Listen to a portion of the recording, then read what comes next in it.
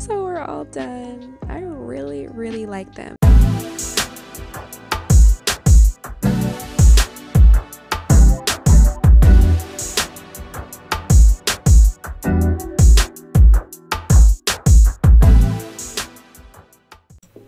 What's up, guys? This is Tammy with LaceyBTV. Thank you for joining me. Here you'll see the results of the nails. They pretty much lasted for about 5 to 7 days before the chips in the nails were more than I would like, but I definitely learned so much from my first attempt, and so I'm going to try to give you guys some tips and tricks that I've learned along the way. So this is the removal video. After about a week and a half, I decided to take them off, and it was recommended to use acetone or something of that nature, nail polish remover, but the acetone is stronger. And this wooden tool was actually included in the packaging that they provided.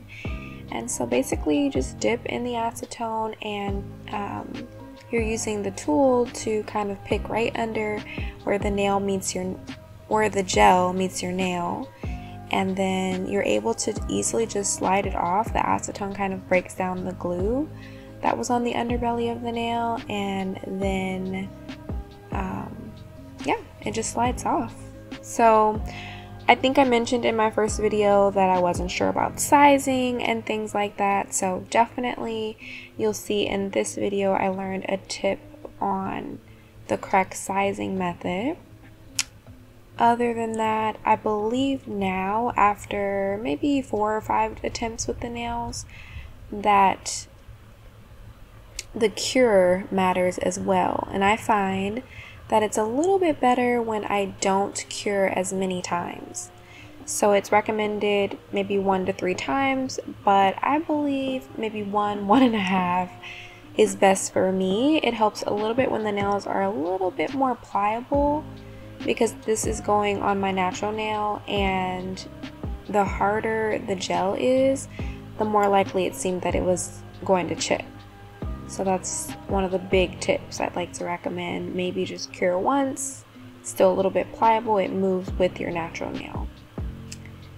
So that's all done. Now we're moving on to the toes, and this is the toe selection that I have for you all today. This is also my least favorite toe selection, which is why I chose this one first. And honestly, it would have matched pretty decently with my hands, but you'll see that I end up putting another brand's nails on later. So again, it comes with around 32 nail selections and different sizing options, the nail file and that wooden tool. Give myself a little pedicure here. And remember, they included the alcohol wipe, or the prep pad as they refer to it, so you can get all the oils and any gunk that is currently on the nails to provide a better application. So this time around, I think I understand the sizing a little bit better. This is still only my second attempt at these nails at this point, so I'm not a master, but definitely I think I understand it a little bit better. Reading more into the nails, it turns out that it would be best if, when you're applying them, and if they don't fit perfectly, because they recommend that the nails are flush to, they call it the 0 point, I think I mentioned this last time, but it needs to be flush to your nail and basically to the edges, that you stretch the nail just a tad bit, right? So you can stretch it, it's extremely pliable, they recommend it. I know last time I was nervous about touching the bottom portion. I thought if I mess up the glue, it won't stick right, etc. But no, it's perfectly fine to touch and to stretch to your liking, to your need. So that's what I'm doing here. I maybe overstretched a tad bit. I was a little overzealous for my first stretch, and it felt like it was a little too long on this right side.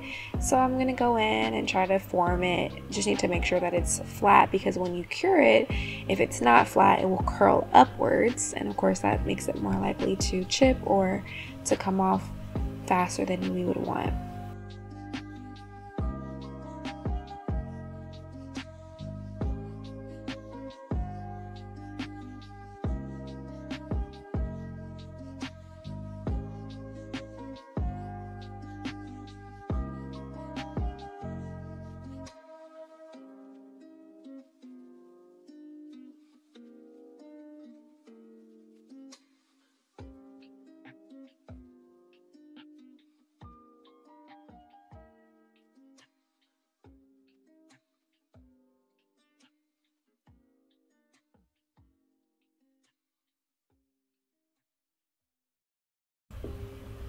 Another tip I have, obviously the nail clippers are great to resize the nail to the appropriate size, but you see those little scissors I was using are actually also extremely great for the resize. A little bit better, because with the nail clippers I kept underestimating where my nails were, and I would end up clipping a bit of my nail, which I didn't really want to do. So with these scissors I find that it's a lot easier to make sure that I'm only snipping off the gel and not any portion of my toenail. So that's recommended too.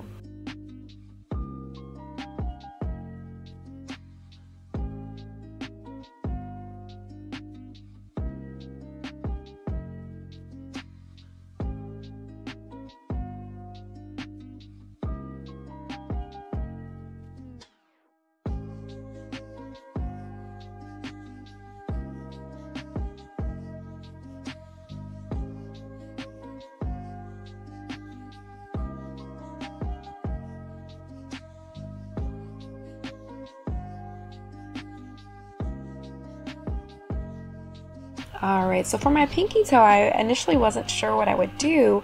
I ended up using a portion of what I clipped off of my big toe to just stick onto my baby toe, because I hardly have a nail there. And you'll see later, this didn't exactly stick well, and so I had to reapply later, but it's a good idea going forward. I definitely recommend keeping the over clipped portions. Then you'll see I cured 3 times, although I don't recommend that anymore. Maybe 2 times, 1 to 2 times. I've got this Shein nail file that I purchased, trying to be a little more authentic, or official I should say, and that helps me to get the desired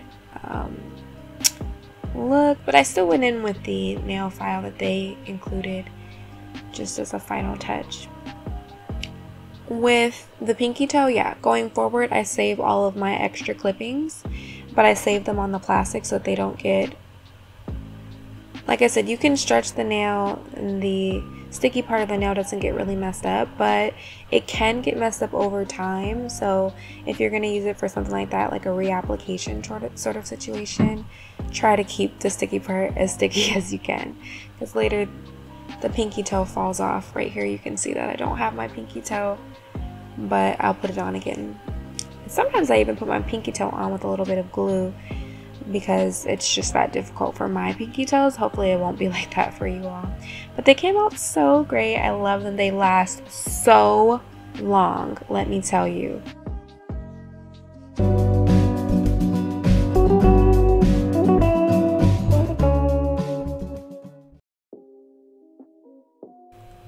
So I definitely enjoy these nails for your hands, but I highly recommend them for your toes. They last extremely long.